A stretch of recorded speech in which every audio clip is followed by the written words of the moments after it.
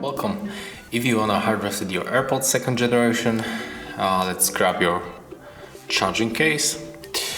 Now open it, connect with your iPhone, and now move it right like this.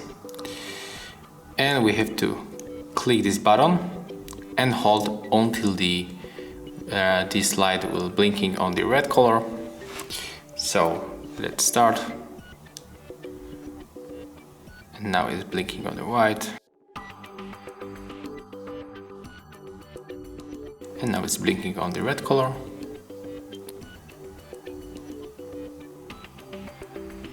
And right now we can just close the case and open just to pair them again. Not now. And as you can see, it's connected again, so if you have any problem, the hard reset should help you. So, thank you for watching. Leave thumbs ups. If you have any questions, leave it in the comments. And of course, subscribe our channel. See ya!